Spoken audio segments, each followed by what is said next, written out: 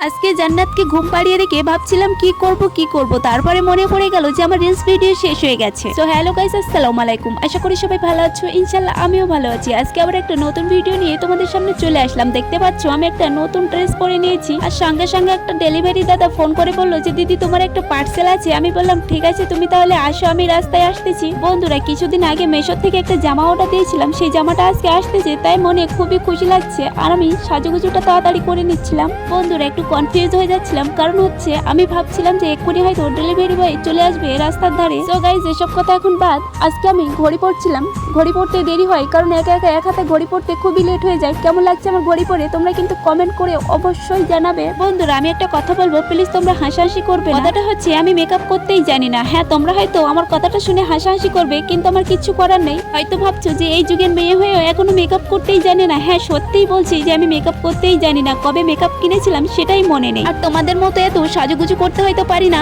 শুধু সিম্পলি একটা টিপ পড়তে পারি। ঠোঁটে তো লিপস্টিক দিতামই না, এখন করে সিম্পলের ভিতরে হালকা গোলাপের জন্য লিপ গার্ডটা ব্যবহার করি। বন্ধুরা আগে কিন্তু আমি সাজুগুজু করতাম না, এখন রিলস ভিডিও করার জন্য সাজুগুজু করছি। আর রিলস ভিডিওর পাল্লায় পড়ে আর কি কি করতে হবে আল্লাহ জানে। বন্ধুরা তোমাদের জন্য আর কি কি করতে হবে বা লোকের কাছ থেকে আর কি কি শুনতে হবে সেটা মাত্র আল্লাহ জানে। এটা বলছি কেন, এটা বলছি তার কারণ হচ্ছে আমি রিলস ভিডিও সবসময় বাড়িতে বানাই, ঘরের ভিতরে বানাই, বাইরে ঘাটে সেরকম বের হয় না। তাই আজকে ভাবছিলাম যে বাইরে একটু ফাঁকা জায়গা দেখে আমি একটু ভিডিও করব।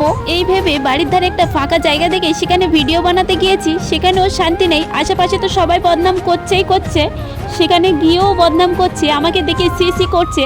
সেই সিসির উত্তরটা দিতে চাই। তোমরা যদি আমার পাশে থাকো প্লিজ তোমরা একটু বেশি বেশি করে আমার সাপোর্ট করো, কারণ এই সাপোর্টটাই আমার দরকার। সাপোর্ট না হলে আমি কিছুই করতে পারবো না। তাদের যেন আমি জবাবটা দিতে পারি যে ভাই আমি খারাপ কিছু তো করছি না, আমি তো ইউটিউবে সামান্য রিলস ভিডিও বানাচ্ছি, সেখানেও তবু মাথায় কাপড় দিয়ে ঘোমটা দিয়ে ভালো বউ সেজে আমি সেখানে তো ভিডিও বানাচ্ছি, খারাপ কিছু তো করছি না। সত্যি কথা বন্ধুরা, যবে থেকে আমি ভিডিও করা শুরু করেছি তবে থেকে আমি রাস্তায় ভালো করে বের হতেই পারছি না। সবার মুখে শুধু আমার কথা নিয়ে ঠাট্টা করা আর আমার ভিডিও নিয়ে সবাই মজা করা। আমি এই কথাটা একদমই মাথায় ঢুকিয়ে নিয়েছি যে আমাকে সবাই খারাপ বলছে বলুক, এতে আমার কোনো আপত্তি নেই। বন্ধুরা যত আমার উপরে সবাই হিংসা করছে তাদের দেখে আরো বেশি আমার ভিডিও করার ইচ্ছাটা বাড়ছে। যাই হোক ওইসব বাজে লোকদের কথাবার্তা বাদ দিলাম। তোমাদের ভাইয়া বিকালবেলা ঘুমের থেকে উঠে বাজারে চলে গেল। জান্নাতের আব্বুর বাইকের আওয়াজ শুনে জান্নাত তো প্রায় ঘুমের থেকে উঠেই যাচ্ছিল, তারপরে আবার ঘুমিয়ে পড়লো। আর আমি ভিডিও বানানোর জন্য একা রেখে দিয়ে আমি বাইরের দিকে চলে আসলাম। আর বাইরের দিক বেরিয়ে খুবই লজ্জা লাগছিল,